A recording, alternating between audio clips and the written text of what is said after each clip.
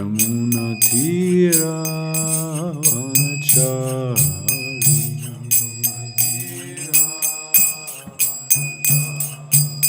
Jaya Radha Madhava Kunja Vihari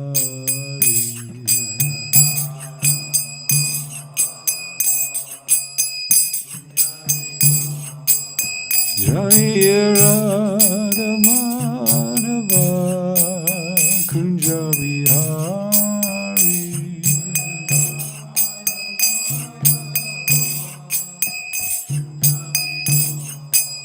Jaya Radha Madhava Kunja Vihari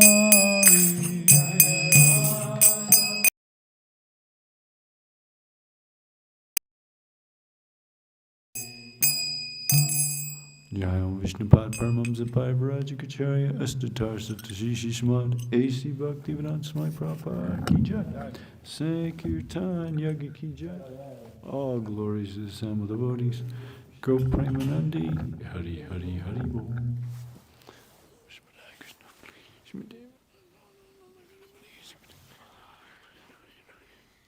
Okay, continuing readings from Srimad Bhagavatam. Canto 2, text, chapter 10, titled, Bhagavatam is the answer to all questions. All questions, wow, how about that? Got any questions? Bhagavatam is the answer. Text 43, Tata, Kala, Agni, Atma, Yat, Shrishtam, Idam, Atmana, Sham, Nyachati, Tatkale, Jnanam Anikam, Eva, Anila, Tatakalagni Rudratma, Yat Shrishtam Idam Atmanaha, Saniyachati Tatkale, Kananikam Ivanilaha, Tatakalagni Rudratma, Yat Shrishtam Idam Atmanaha, Saniyachati Tatkale, Jnananikam Ivanilaha, Tatakalagni Rudratma, Yat Shrishtam Idam Atmanaha, Saniyachati Tatkale, Gananikam Ivanilaha.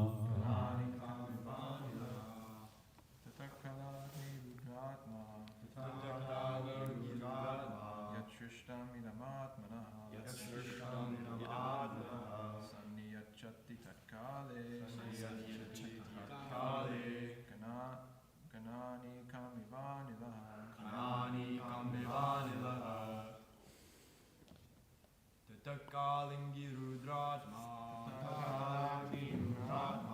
Yat Srishtam Idam Atmana, Sanyachati Tatkale, Hanani Kamivanila, Maharaji's?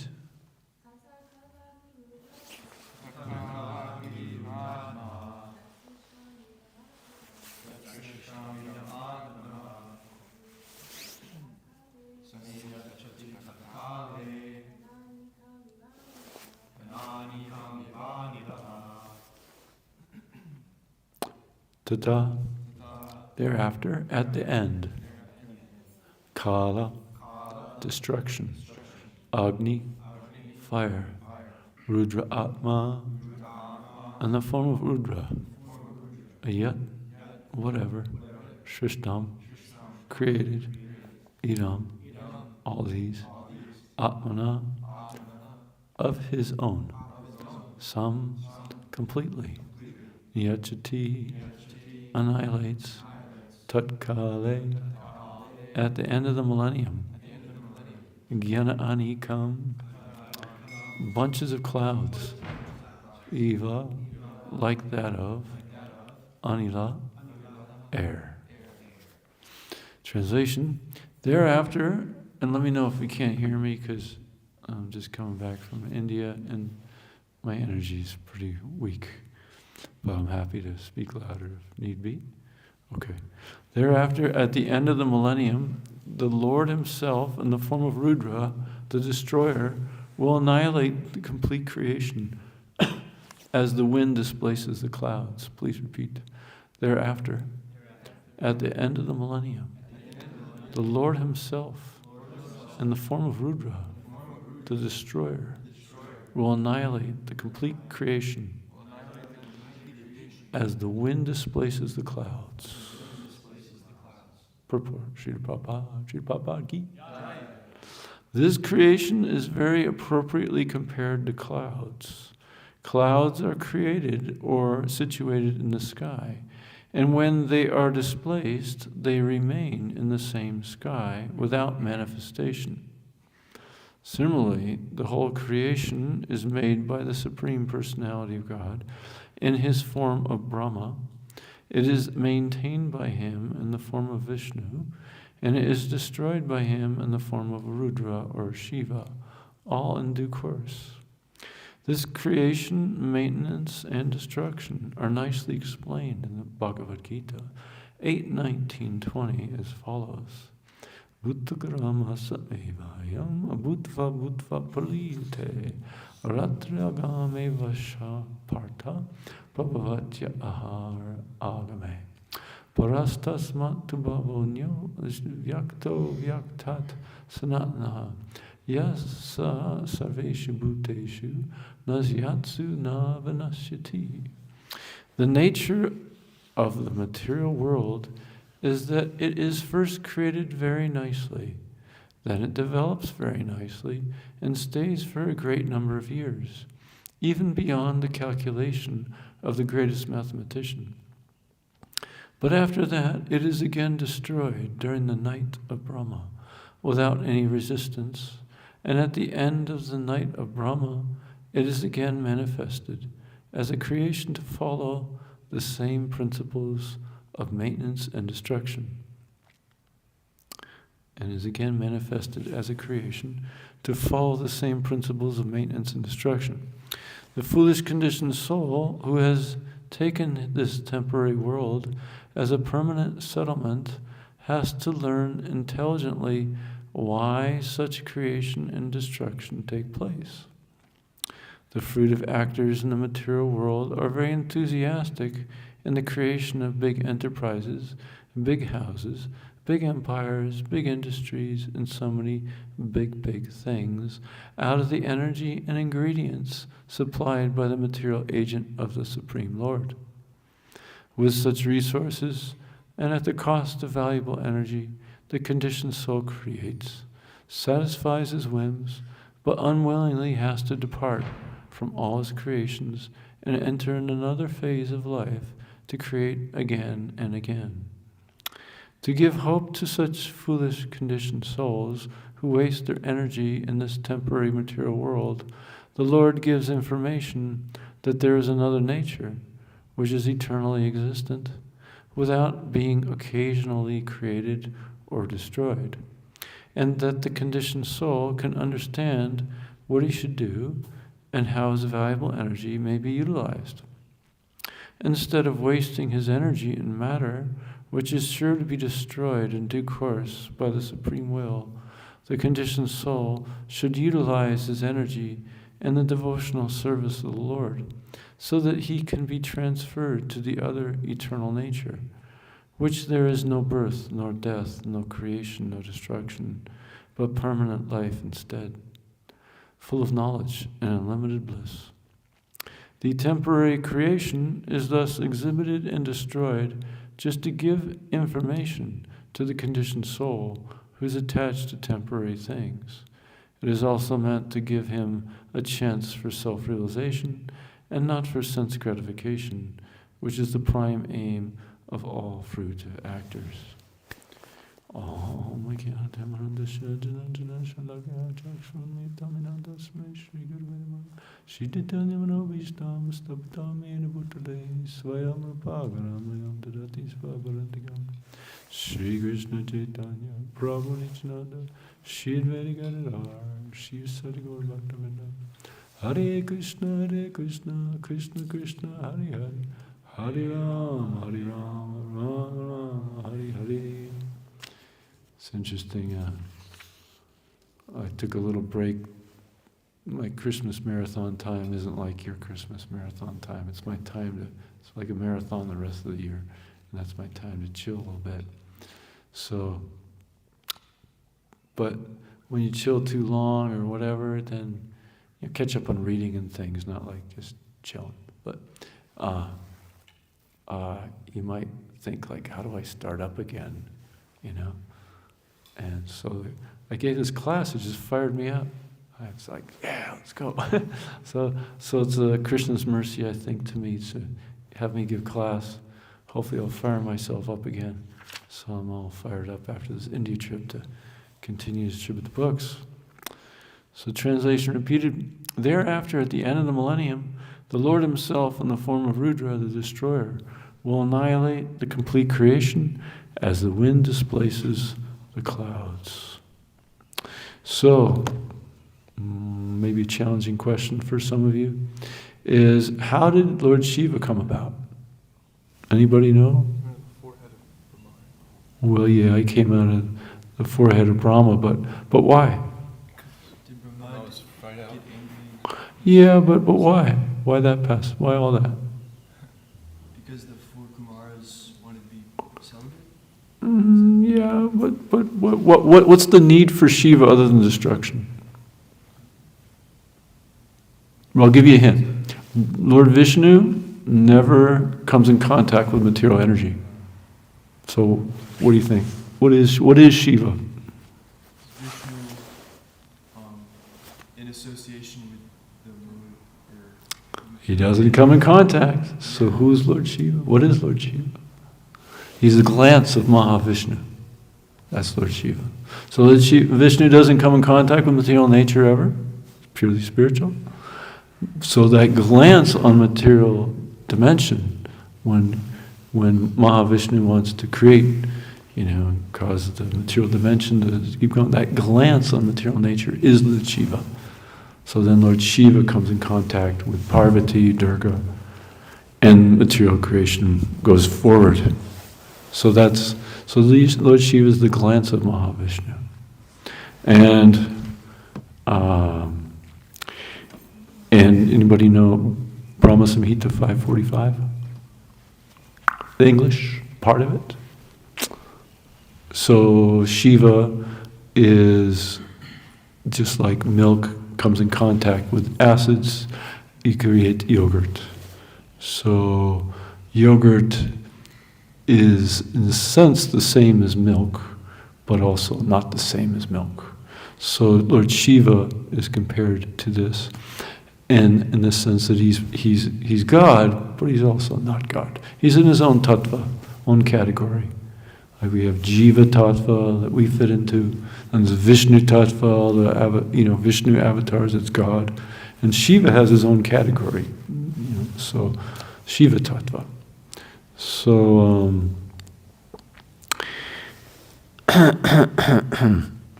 and we have a nice verse. Anybody know Srimad Bhagavatam 12, 13, 16? Nimna ganam yata ganga devanam achyuta sorry, I forgot this verse, I'm reading it. Yata vaishnavanam yata shambhu purananam idam tata. Just as the Ganga is the greatest of all rivers, Lord Achyuta, the supreme among deities, and Lord Shambhu, Shiva, the greatest of all Vaishnavas. And then it goes on, so Srimad Bhagavatam is the greatest of all the Puranas. So Shiva is the greatest of the Vaishnavas. Who else did Prabhupada say is the greatest of all the Vaishnavas? Narada Muni. Prabhupada said that about the greatest of all, Narada Muni and also Shiva. So here this verse though is explaining that Shiva is the greatest of the Vaishnavas. Now that statement, Shiva is the greatest of the Vaishnavas, you have two camps often. You get the Shivites, and the Vaishnavas, and they often don't mix so well. So this statement, he's the greatest of the Vaishnavas. No, Shiva is God, they will say. And there are so many, and they will go, well, you claim that? Well, we claim this? And look, you Vaishnavas, and they say, well, look at all these temples. Wow, we got our Shiva temples. You want to build one more? We'll build one more. And we got our scriptures. You got your scriptures. Your scriptures say, our scriptures say. Even Srimad Bhagavatam says, it's one point, I think, later cantos, that Shiva is the Supreme Personality of Godhead. Well, okay, what's going on? So, you got your scriptures that say that the creator Vishnu's, everything emanates from Krishna. But, we have our Shiva Puranas and many other things. So, Shiva Purana. So where does these Shiva followers get trumped with this Vishnu Tattva being greater than the Shiva Tattva? Anybody have any guesses or understandings in this matter? Shiva was conquered by Lord. Look at that. Pastimes, yes. The pastimes, you go into the pastimes. Then we realize, Shiva maybe it might not be the Supreme Personality of Godhead from which Krishna bows down to, but just the opposite, right? So when was he conquered? In the battle with Banasura. Yeah, Banasura. Banasura, the daughter of, had a daughter who, by her friend's mystical power, brought Aniruddha to associate with her, and in the palace where everything's, guards are there, and Banasura found out about this and was enraged and had his soldiers attack him, but Aniruddha, it's Aniruddha, right? Aniruddha slayed them all. So Banasura, though, captured him with some sort of noose thing. And was it Narada Muni that informed probably, Narada Muni maybe informed the Maharaj Yudhisthira and company, Ugrasena. And so they came and fought to reclaim Aniruddha from this thing. So, but Shiva took the side of Aniruddha, took the side of Banasura, who was a great devotee of Shiva. So Shiva and his, men fought Krishna and his men. And we see, Krishna defeating Shiva. So many things. And who saved Rikasura? Rikasura got the benediction of Lord Shiva. To anybody's head he touches, cracks and dies. So then he takes a look at Lord Shiva's wife and goes, let me just put this on Lord Shiva, and then I'll have his wife and everything's good. So Lord Shiva runs and runs all over to try to get away, but who saves him? Right, Krishna saves him. So we see many, many pastimes of this nature. So, and as is always a fun one, what did Lord Shiva want from Krishna? What kind of benediction? He wanted to see a certain form of Mohini Murti, yeah. And we see that completely, Lord Shiva is the greatest of the Vaishnavas, the greatest renunciant, the greatest yogi, and all these beings trying to, learn from Lord Shiva. He's the best example in this regard. But then we see the Mohini Murti of Krishna completely conquering him. He's just no longer had control of his mind and senses. And Mohini Murti ran through the pilgrimage where Lord Shiva was to to show, look, even Lord Shiva is conquered by a woman. You think you're so great by your mystical powers, you can conquer Maya? Forget it. Even Lord Shiva is conquered. So, but this is a special Maya. This is, Yoga Maya, I assume. I mean, it's not like Shiva's stated that he's never conquered, but so this was a different kind of conquering for Lord Shiva. It wasn't really a defeat of Lord Shiva, but it appeared that way. So there's that.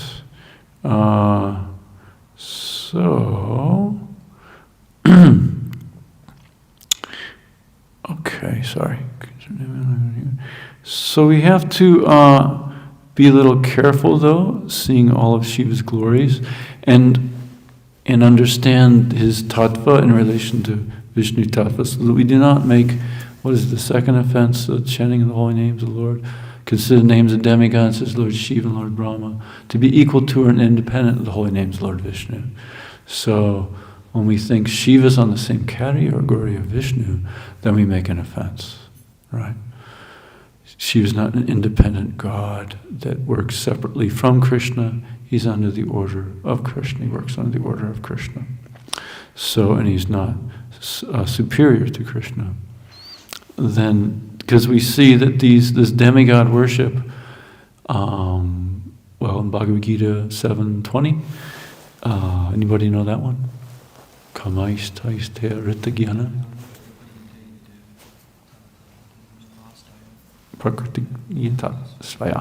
Those whose intelligence has been stolen by material desires surrender unto demigods and follow the particular rules and regulations of worship according to their own natures.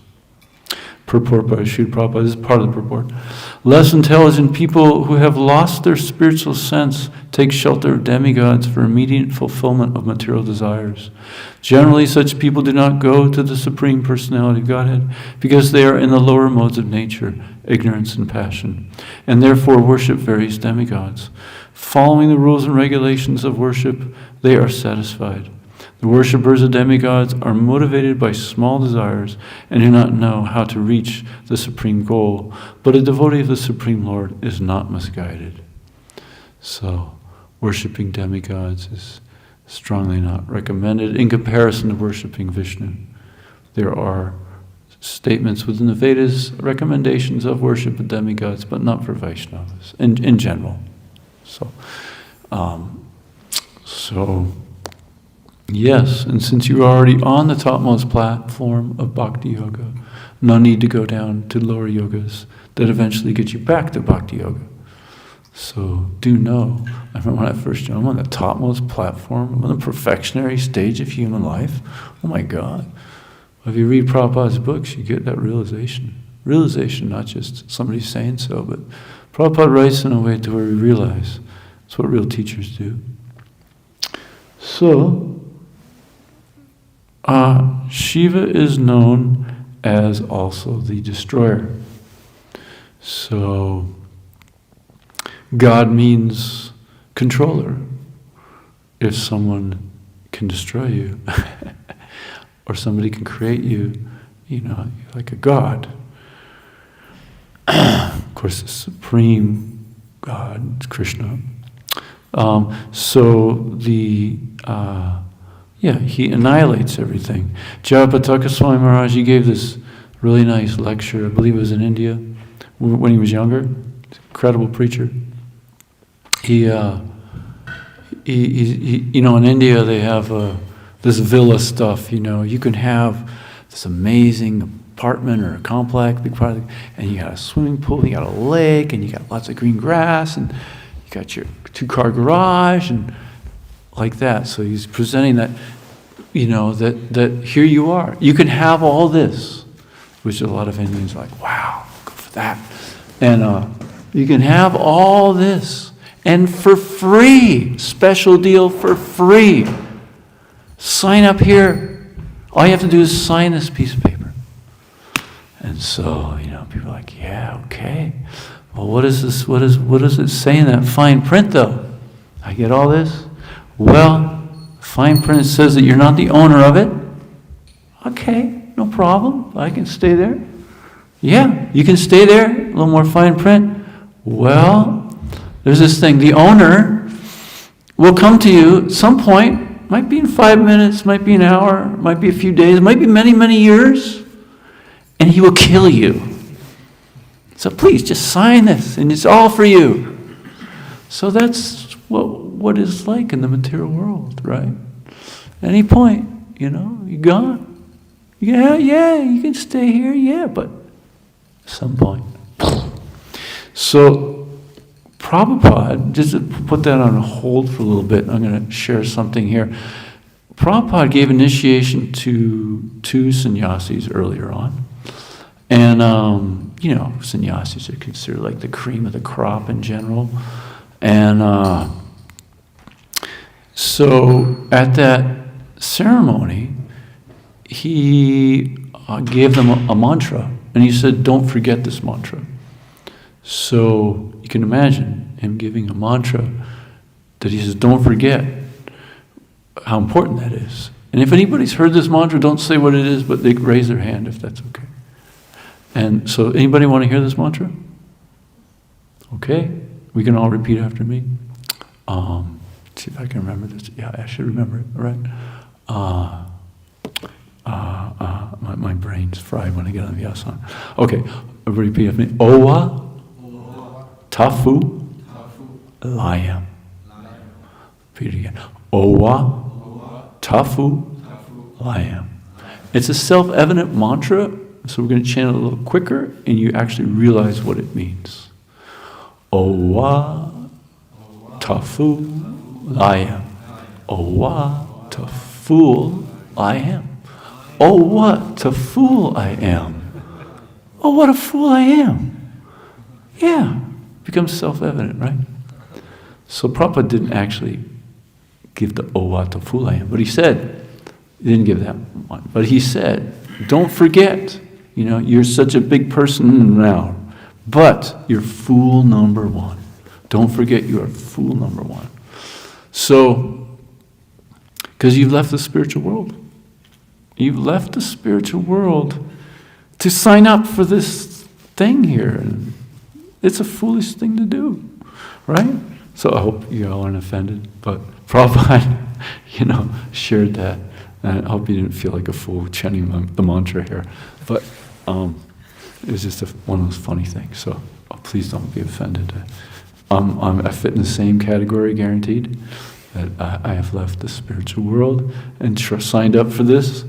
And didn't read the fine print, I guess. So we're talking really, really, really, really, really, really rough situation. In America, good karma, this and that, you might not realize how tough it is. But I'd like to give one example of what happens when we don't surrender to God. So this is a different kind of surrender.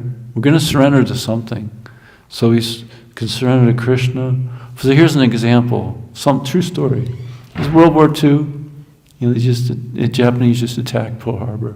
And there's another island in the Philippines, I believe, where they were captured by the Japanese. They weren't ready for it.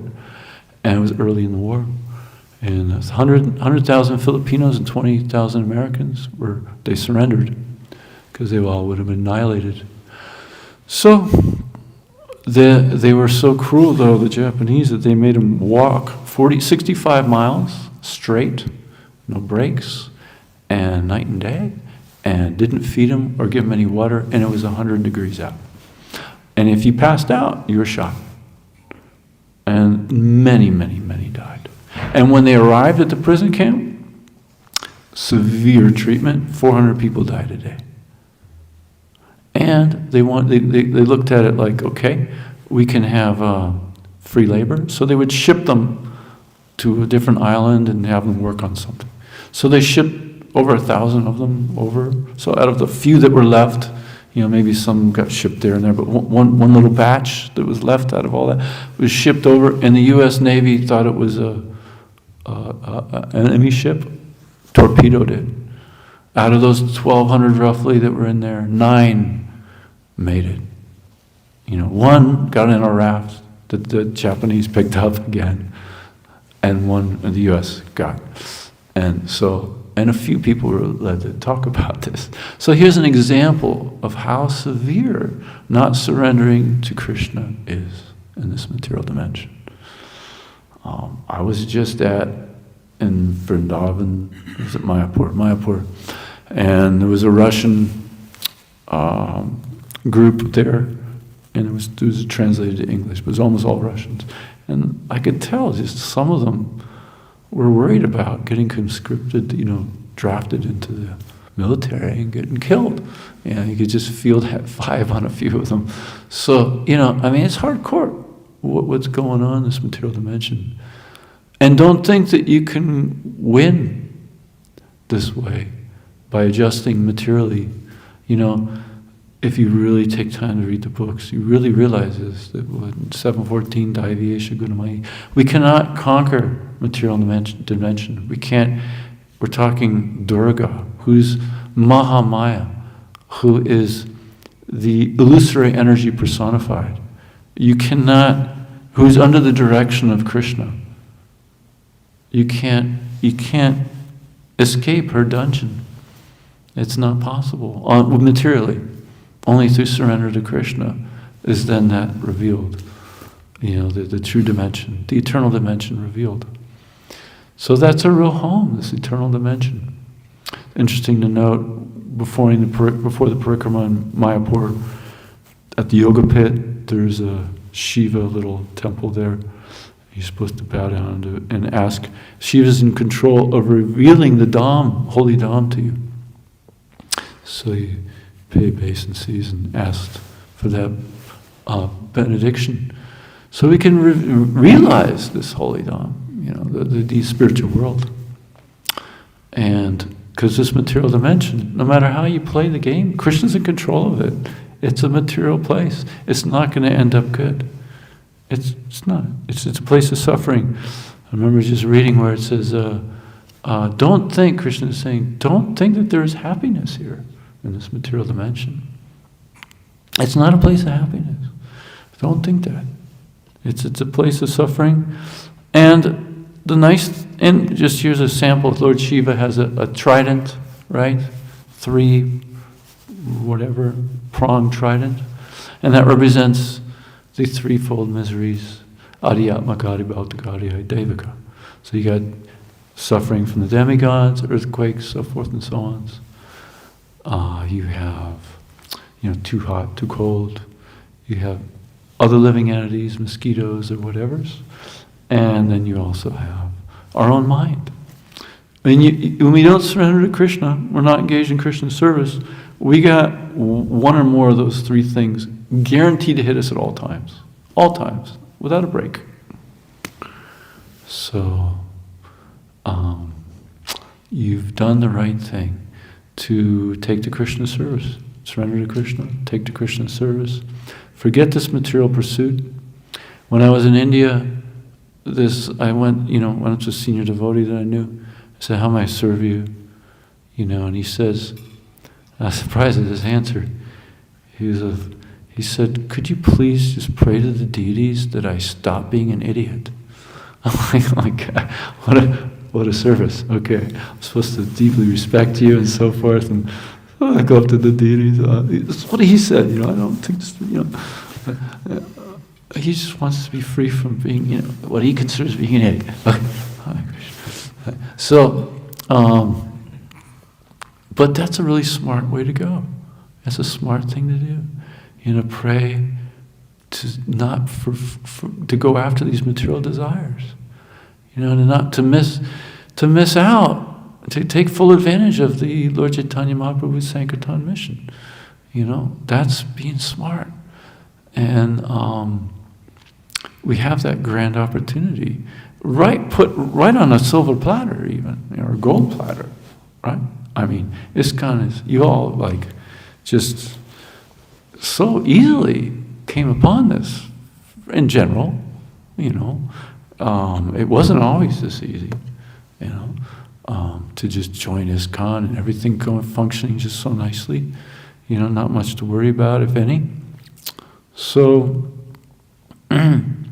Krishna is so kind, as it states in the purport, that he gives us opportunity to figure out what the heck is going on here in this material dimension. That he sends the Bhagavad Gita, Srimad Bhagavatam, he sends himself so many different ways, he sends his pure devotees, and they all help us to realize what this material dimension is all about. And that's why it's nice, Prabhupada says in here, it behooves us to understand intelligently why there's a creation and annihilation. Why not just a creation? This is a place of fun. Go have fun. And you'll eternally be there. And you can eternally have fun here. You're right. I remember, when you're on the airplane, sorry to show my limited spiritual advancement, but, I got these movies going on, right? And there was one that was just showing, you're trying to chant Hare Krishna or whatever for 20 hours straight. There's a whole bunch of animals, right? Just showing the different animals, and they just eat other animals. It's just literally, in this material dimension, I was building a temple in Hawaii with Paramesvara Prabhu when I first joined, and we snuck on one of the 10 topmost beaches in the world. Not allowed to go there, but we pretended, I guess, we were paid God knows how much at the hotel. And he says, "Now don't. We're doing a Japa walk, nothing weird." And he said, "Now don't think that this is a nice place. If you just go 2 feet underneath that water there, one living entity is eating another."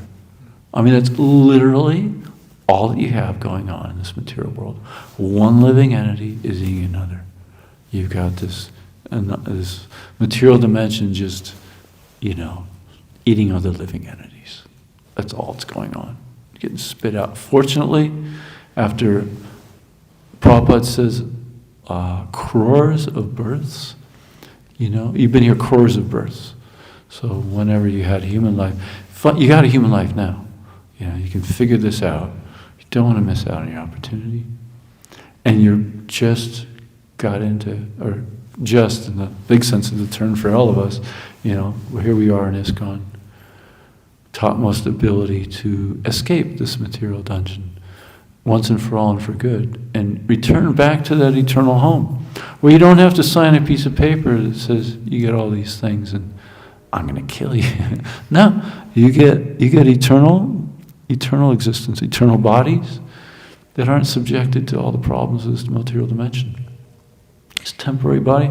When I was your age, man, I could do so much things, but just come back from India and reminded, oh my God, I'm in a 59-year-old body, and sometimes I wonder if it's going to last another hour.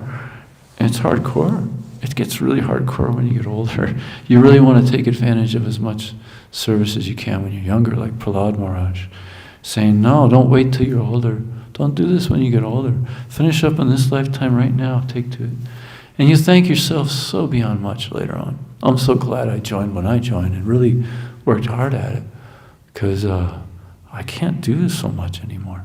Even Haridas Thakur, he can't finish his rounds when he gets older. Or was it Sanatana Goswami or whoever? Sorry if I'm messing this up, but you circumambulate like over and in all the time. But one devotee just couldn't do it anymore. So it's tough when you get older. So take full advantage of your youth.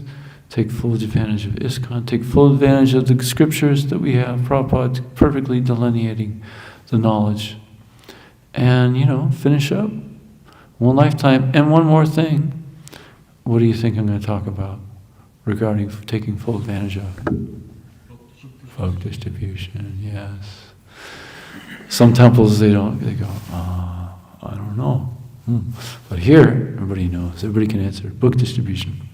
Thanks to the glorious management, giving you all the opportunity to make rapid spiritual advancement, both for yourself and the world, to really capture the essence of what, ISKCON's, in my opinion, ISKCON's really about, and the essence of what is most dear to Prabhupada's heart. Now that might be a little fanatical statements, the last two sentences for many, but that's my understanding as I read all of Prabhupada's books, I came to and read a lot of his lectures and so forth and essays. yeah, this book distribution's best thing, you know. We have so many quotes and evidence from Prabhupada's guru. Wish we could just scrape up this marble temple, the marble on this temple, and use it to distribute more books. You know, Prabhupada's saying, do not divert for a moment from this activity of book distribution. This is talking to Paramesvara Prabhu. In fact, all the progress we've made is simply due to this book distribution. In fact, whatever progress we've made is simply due to this book distribution. You know, there's so many things that you can get involved with, like the temple I was helping to build in Hawaii. That didn't work out. You know, farm community I tried to help build, establish. That didn't work out. Built a temple there. Didn't work out. So many things, but the Prabhupada says this book distribution is for sure. It's for sure progress. You know, one book going out, it's for sure progress. For yourself and for the world.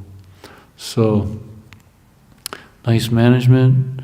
Vaisheshika Prabhu also nicely managing, focusing on this activity. It's the most important activity of book distribution. So, to really take advantage of it, you aren't required to be number one. You aren't required to be even number 75.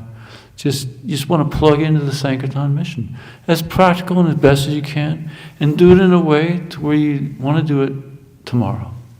Brigapati Prabhu, he was the number one book distributor on record. Mahotsa Prabhu didn't put his personal scores up, so I guess the number 2 book distributor off record is Brigapati Prabhu this last year. So he's 70-something years old. He did, I don't know, lots of 60,000, 70,000 book points. Just phenomenal. Absolutely phenomenal. I kind of regret being so magnanimous when I was younger. When I first kind of joined, first few years, I saw that this book distribution is where it's at. And so I told Brigapati for me to encourage him, which is kind of silly because shows my neophyteness back then. He's always encouraging me. But just to keep the book distribution going strong, I told him, for as long as you distribute books, this is like 23 years ago, I'll distribute up to that year as well. So as you keep going, it's like you're doing twice as much.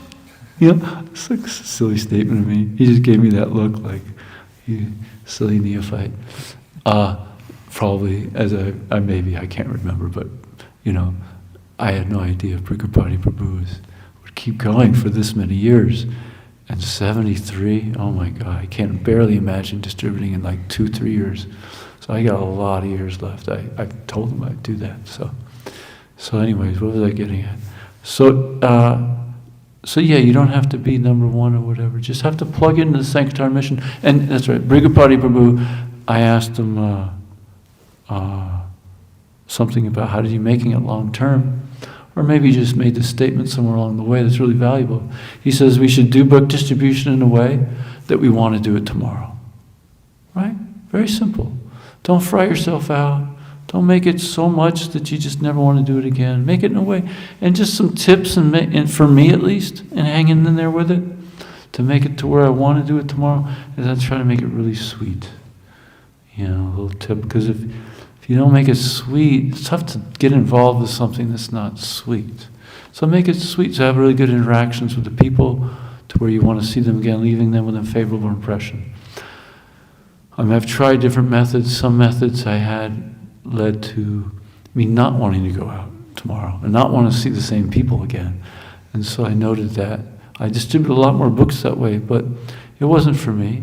Everybody's different. Everybody's completely different. So do what works for you. But that really helped me, leaving everyone with a favorable impression. Just getting that sweetness, changing people's hearts forever. Well, you're a catalyst from doing that. Prabhupada's books are doing that. Krishna is doing that. But we're the catalyst, bringing the message, the topmost thing. It's Prabhupada's books.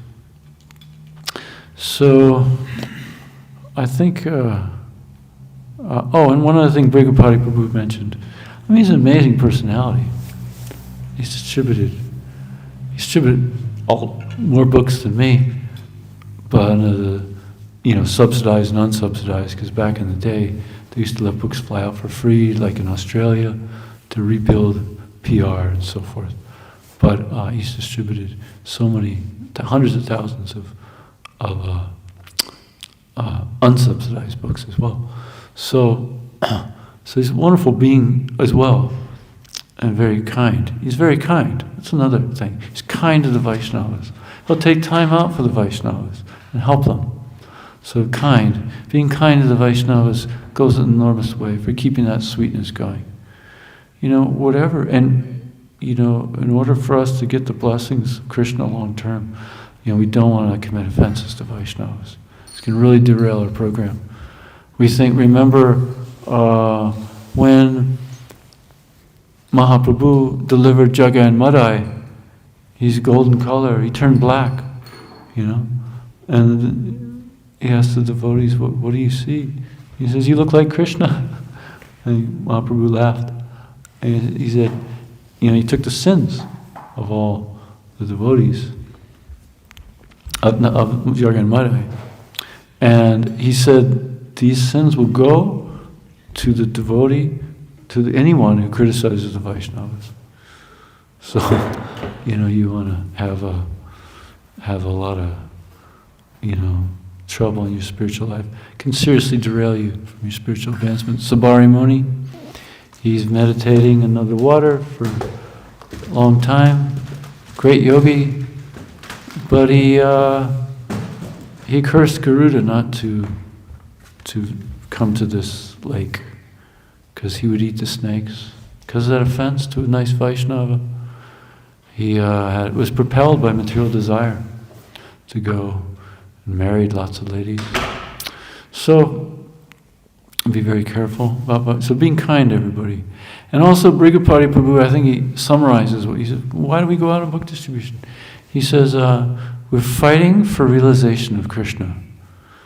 So how do we connect? How do we get free from this bodily conception of life and tap into this eternal dimension, to where we actually see this dimension, to where we actually operate from this dimension, where we think in this dimension, where, instead of taking prasad, you've already had your meal with a kalpavriksha tree, right? That's a little extreme, but seeing, japa time, have some, have some downloads of Krishna's pastimes, have, experience this other dimension thing. In book distribution, for me, I notice when I distribute a lot of Prabhupada's books, I get a lot of this download. And if you distribute one book, you get the download. But to that degree that we please the spiritual master, Krishna agrees to reveal himself. So that's what keeps us going every day. It's just having the intelligence nicely situated by having a strong sadhana and getting enough rest. We can have that intelligence.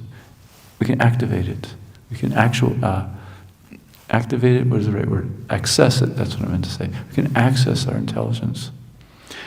And by reading Prabhupada's books regularly, we can access that, utilize our intelligence properly. And in this way, we can just stay nicely on the path long term. Because I do wish this for you all, stay in this, not to be a shooting star, be a full moon, be able to light up the whole sky, rather than a shooting star. Wow, you did something far out, but where'd he go? So a lot of people come and go. So if you can stay with it as long as you can, and hopefully forever, and without any uninterrupted and unmotivated. But don't worry about the unmotivated part, I suggest, because, where are we at? We just do our best, but try to keep it uninterrupted. By just staying with it, do the best you can. You aren't expected to be a superstar. How many Mahotsa Prabhus are there in the world?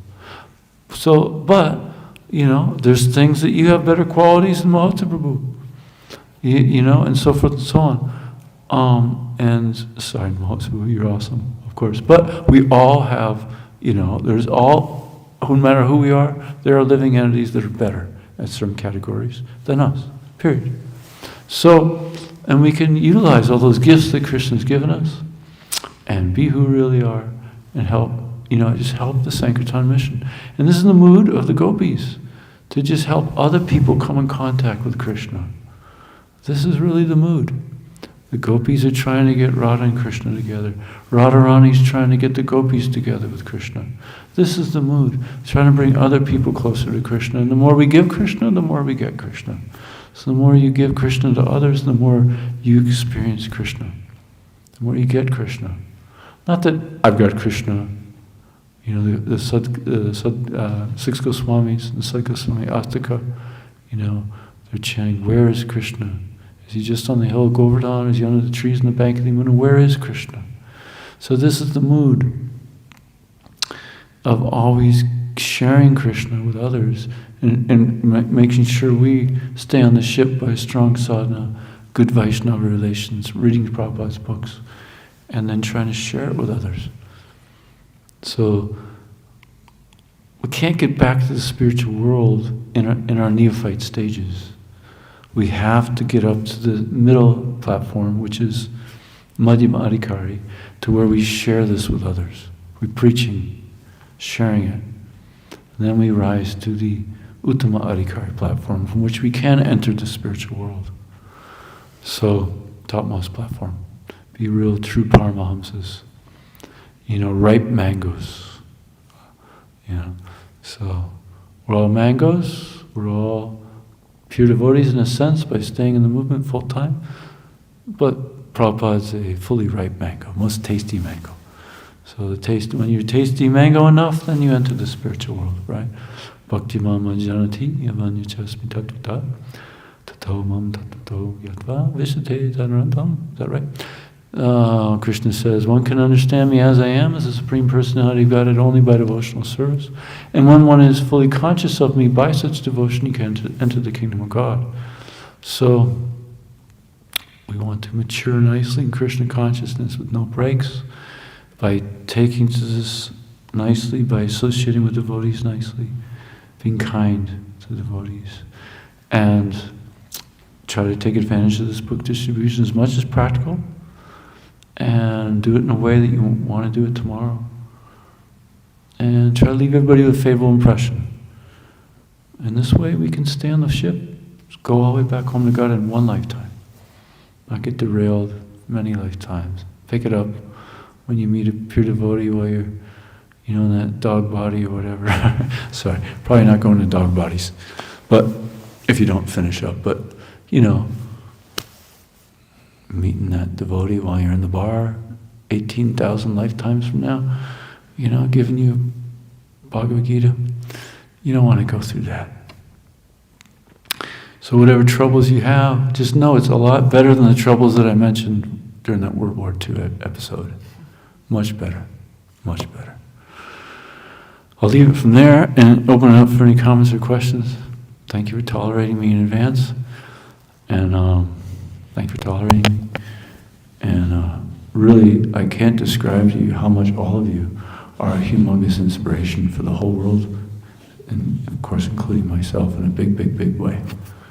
If this place wasn't here, if y'all weren't doing this, wow, North America would be not the same. And I wouldn't be the same. And all those people getting the books, they would completely be not the same. So please, please stay with it. I had a experience with Prabhupada where he cried, and I asked him for service, and he cried to me, and he said, please, the core of his being, like it wasn't just a casual, yeah, can you get me some more blueberries, please? Yeah, it was a cry, like he hasn't eaten in 18 days. Even stronger than that. It was, can you please stop someone so I can preach to them? So Prabhupada is pleading at the core of his being with the utmostness, please give people these books. Because this is how he preaches to them. He's in his books. This is what he asked. So, any comments or questions?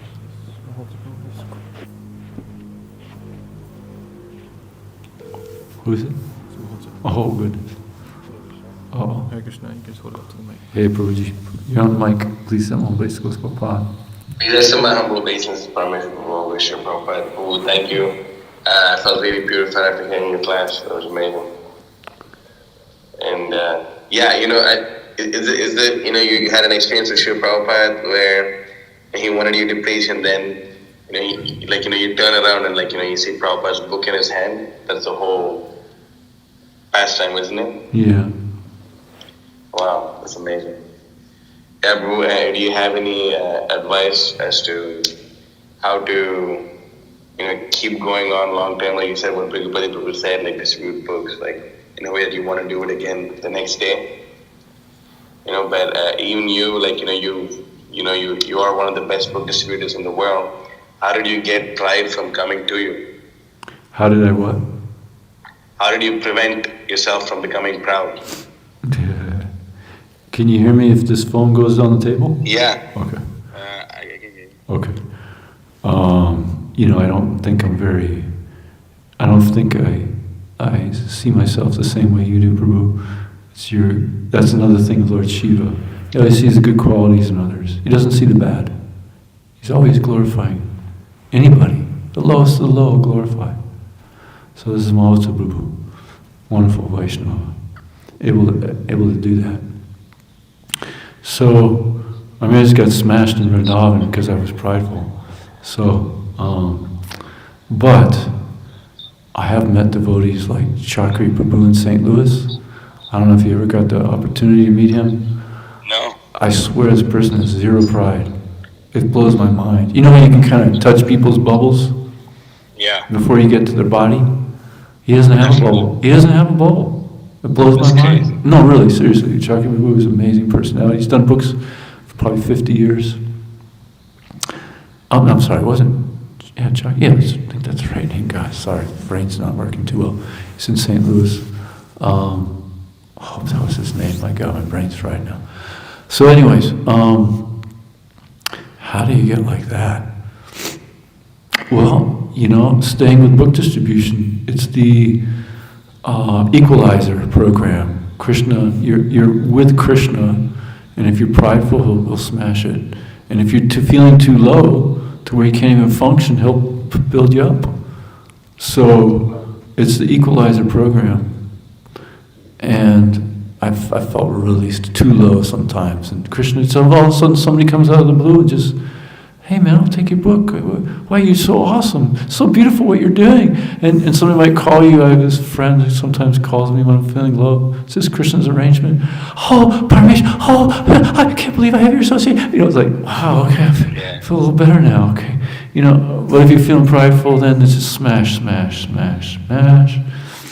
And until we find that equal place to where we can chant the holy name of the Lord most effectively or most attentively and purely Krishna's. But if we step out of the Sankirtan mission, we don't get that benediction. Right. But if we're in that, if we stay in that. And what is, you've embodied this, Prabhu, more than maybe anybody I know, is, at least you're way up there, I should say, preaching boldly. That's actually Prabhupada defines humility. He says, humility is boldly preaching Krishna consciousness. So boldly preaching, that's humility. So if not like, I'm too weak and humble and meek that I just can't go out and approach people. This is not humility. Boldly preaching like you're doing, that's humility. So, yes, but, if I can just think when I've had some glories, 1/100th of what you've had, when I got a little extra prideful, what happened or what did I do to help keep that from happening again? I remember serving at the LA airport, distributing books, and when I get a huge donation, I noticed that I wouldn't be able to distribute a book for the next 20 minutes. Oh.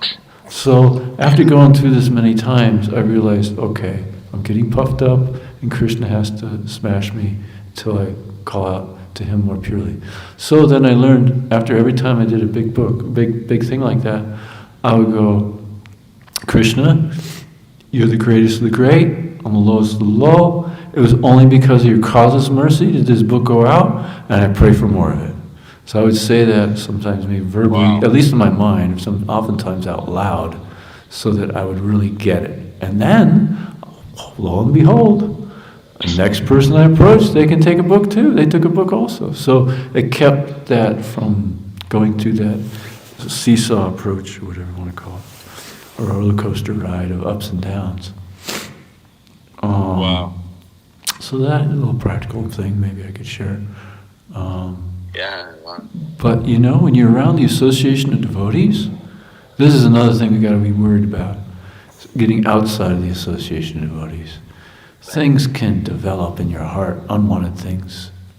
But when you're in the association of devotees, at least is my experience, even if I was, you know, initiated way before them, they would somehow keep me, you know, on track. So, and you never know who you're dealing with here. You know, the newest person moving into the door might have been your spiritual master in a previous lifetime. You have no idea. And my God, what comes out of their mouths is so helpful to hear. So, at least sometimes, not often.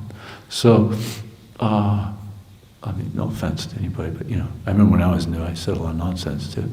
So, anyway, point is, stay in the association of devotees.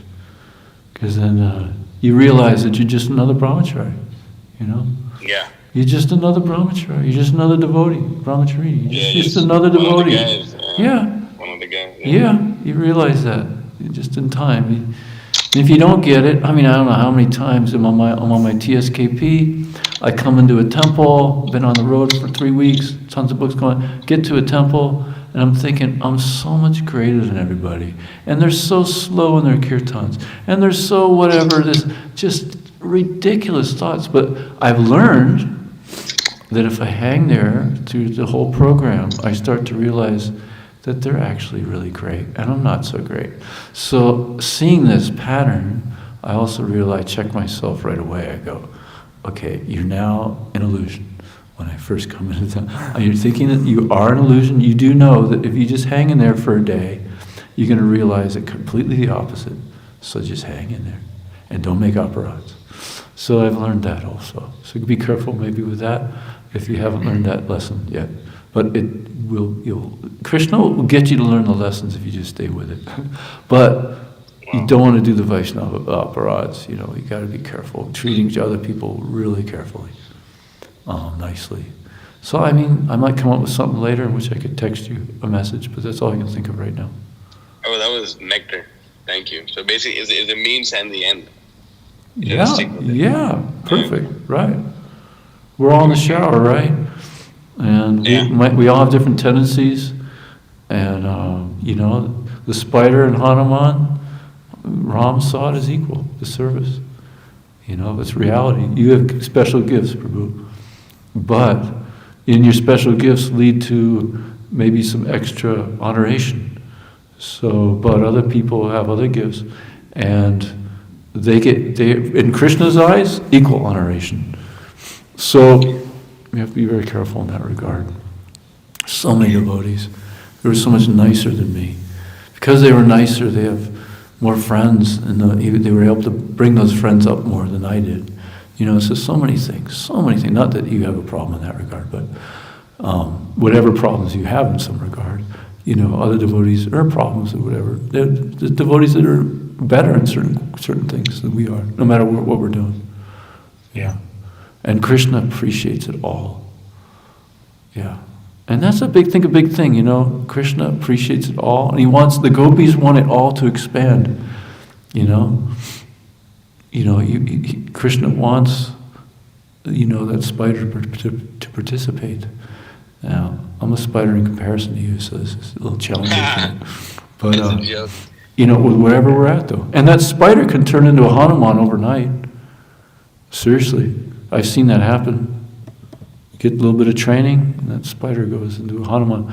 Or is in his Hanuman mood when he's on the Vyasa song, giving a nice class, or Hanuman mood in making devotees. So whereas I'm not so good at that, and others are so much better. So, might be a Hanuman in this category and a spider in that.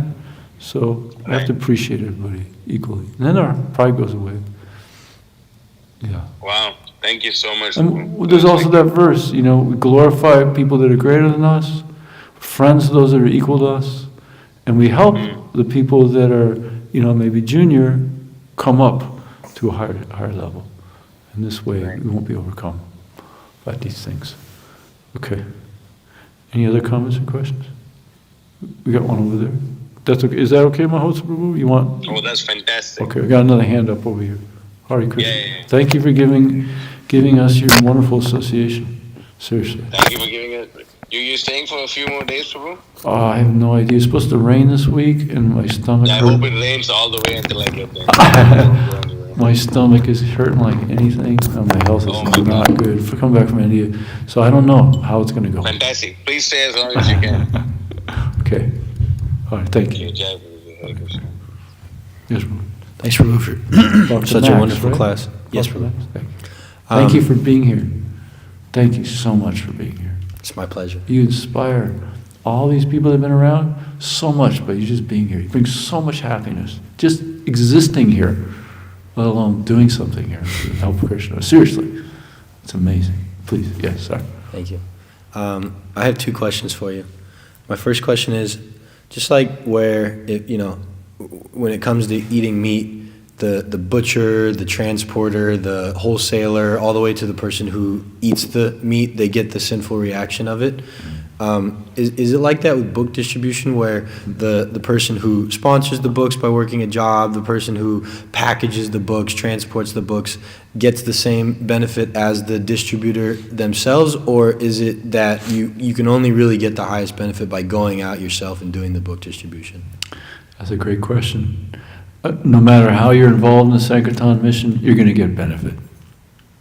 To the degree that you sacrifice, to that, but not necessarily sacrifice. You got to intelligently sacrifice. Intelligent sacrifice has to be a part of it.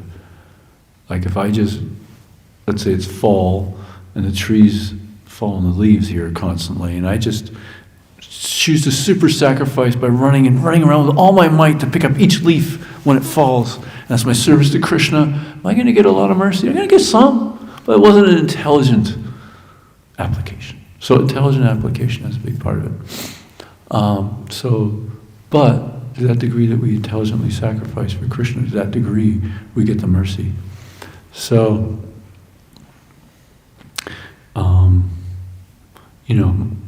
regarding Mahotsa Prabhu, he sacrificed like anything in New York City, to where I don't think practically anybody did.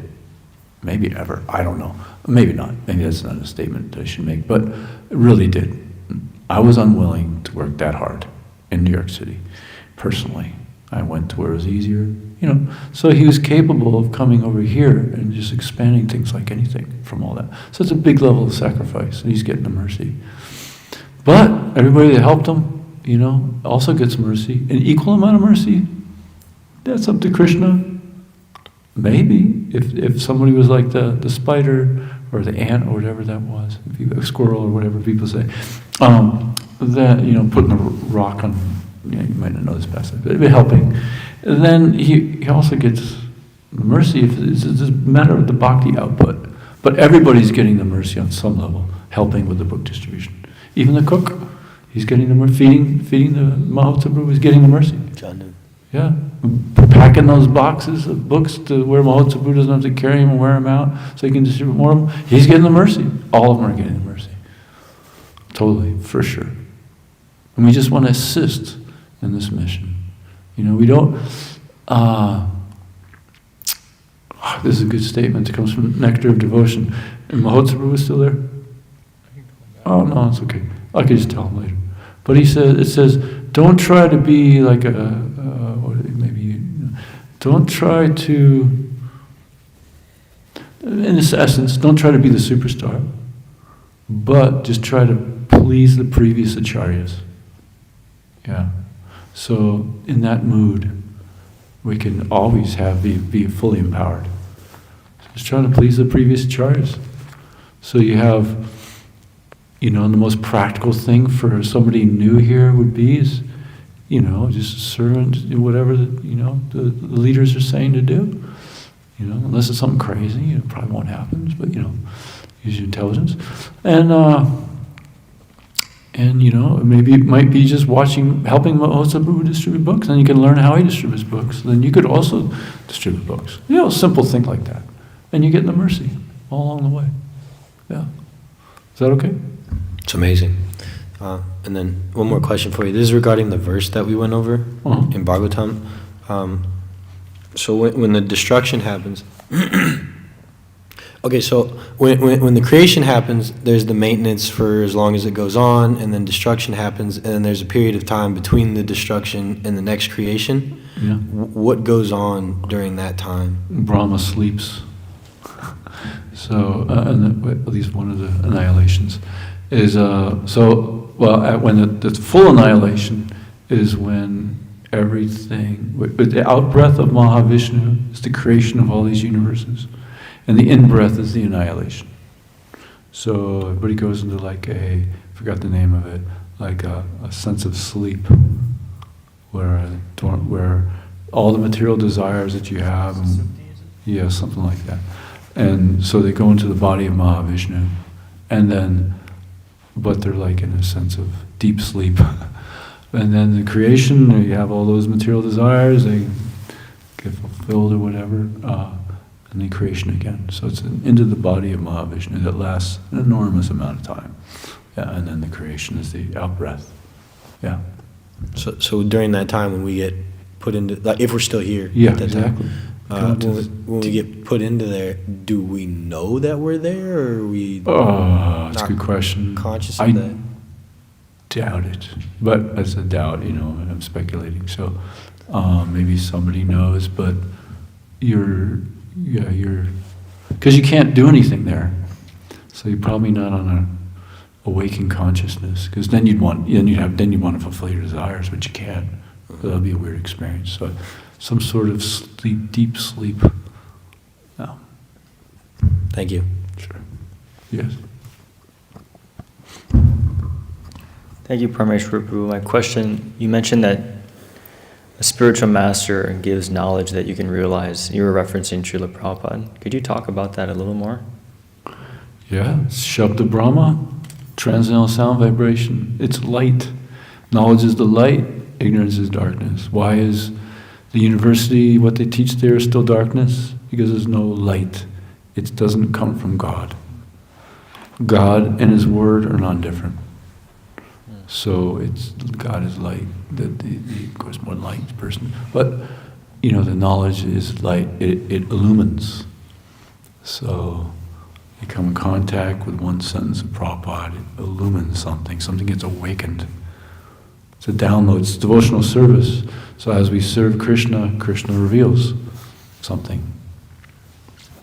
So, yeah, it's not an ordinary sound vibration. It's not Shabda Brahma goes past the body and the mind and the intelligence and it's the soul, who we really are. And we realize things this way. And it doesn't have to be a book. Of course, we want to read Prabhupada's books, but even the second you help out and clean something off the floor in this temple, is a download. Something's revealed. I remember when I was a little boy, I was really frustrating. My daddy threw me out the window, and I was like, whoa. I started to call out to God, and had an experience. It was like a little like Dhruva getting touched by the conch shell and everything became awakened. I'm not saying I'm totally awakened or anything like that, but then I had this realization from that, crystal clear, that if you go back into that house and you eat what's on the dinner table, you're going to be born into a animal body, cow body, for this many lifetimes, just as it says in the Bhagavatam. That was perfectly revealed to me. How? Krishna didn't tell me those words. How is this happening? Something's revealed.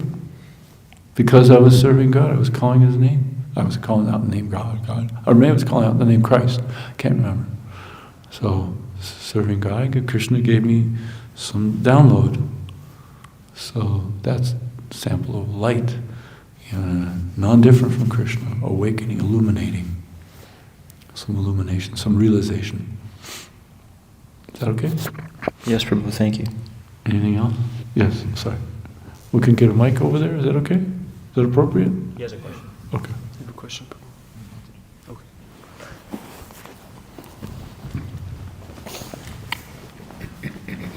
And I know you all have a big program, so shall I probably wrap it up after this, or unless you really want to do it later? Hare Krishna. Hare Krishna. Hare Krishna, Prabhuji. Prabhuji, in Srimad Bhagavad Mahapuran, at the beginning chapters, when Narad Muni is on the Prithvi and he sees Bhakti Maharani on, in a very, very debilitated condition, the beginning of how the Bhagavad Mahapuran, the lecture on Bhagavad Mahapuran started just before that. And when Narad Muni went to all the Punya Kshetras in India, it says that he went to Jain, Kashi, all the pilgrimage places, and he found that time that the dharma, there was nothing left in dharma even in that time at the beginning of when the book is written on the Bhagavad Mahapuran. So he meets Bhakti Maharani, and Bhakti Maharani's two sons, Jnana and Vairagya, they are in a very diseased condition. So that was the state when Raja Parikshit had just left his body, and it was, the Kali Yuga had, I don't know how many years it had already started. So when I was reading this Bhagavad Mahapuran, so the question was that, and it shows very clearly that the bull of Dharma, which has 4 legs, it already was standing on just 1 leg that time. And then to elevate all the sufferings and to put bhakti back into good health was Bhagavad Mahapuran given to us. That is that's a little background of how Bhagavad Mahapuran came to light in the Kali Yuga again. So my question is that as we see all the Yuga cycle, we know that Lord Krishna walked in Vrindavan, it was approximately 5,125 years ago. Lord Rama was approximately 7,000 years ago. But we read that Kali Yuga cycle is Kali Yuga, we still have 4,32,000 years balance. So that's a little. I just want you to, because you have read too well and you've been with all the Prabhupada, what the current masters have to say about it. I just want to add one more thing here. Since I'm from India, and right now there's a lot of there's an Uriya text, Bhavishya Malika, which was written 600 years ago by the disciples of Chaitanya Mahaprabhu himself, 5 Uriya saints who incarnated. They said they are Panch Sakhas. It's said in Uriya text that they are the Panch Sakhas, means the 5 dearest part of Krishna's soul who incarnate with him in all the lifetimes. They 600 years ago, they were initiated by Chaitanya Mahaprabhu, and they wrote some text in 1,85,000 granthas in Uriya language. And they said that the names. I'm so sorry. We're a little over, because we're supposed to end at 9. Oh, sorry. I'm sorry to rush you, but Okay. it's 9:04. Okay, so what just was your question? the question is that. So what is the age of actually Kali Yuga? Is it 4,32,000? Because these texts which are coming up now, they're saying that we are at the end of Kali Yuga, 5,125 years. Okay, thank you for your question. Thank you. So, yeah, Kali Yuga, according to what Prabhupada's given us, and more than just what Prabhupada's given us, at least some scientists that I'm aware of who have researched the Vedas, like let's say some other texts, I won't quote them, state that Kali Yuga has basically just begun, and it's 432,000 years, and we're roughly 5,000 years into it. That's what we have, the knowledge base from Prabhupada, who seems to be perfectly, from my experience, perfectly delineating what the six Goswamis, what Lord Chaitanya encouraged the six Goswamis to write, and so forth and so on. Now there's a lot of little information out there. Once you step outside of a parampara, unbroken lineage of realized masters, but when we get a mantra not in a parampara, it does not act. Similarly, if we get knowledge outside of parampara, if it's not in line with the parampara, it's not bona fide. So there's a lot of information out there. So we just have to be careful making sure we get knowledge in the unbroken lineage of realized masters. And we can work with that. They're all lining up. Jiva Goswami is perfectly delineating it all as well. So in Prabhupada's clearly not deviating from all that knowledge. So we just work with Prabhupada's books or somewhere in the acharyas in the lineage. Or any authorized lineage. Yeah. So I probably should stop there. And thank you again. And thank you for being here. Thank you for advancing Krishna consciousness. Thank you for taking up the mission of Lord Chaitanya Mahaprabhu, which includes, of course, helping others take to Krishna consciousness. So that's a step we all have to become comfortable with and flourish in, like Mahotsa Prabhu is doing. Jai Shrimad Bhagavatam ki jai, Shrimad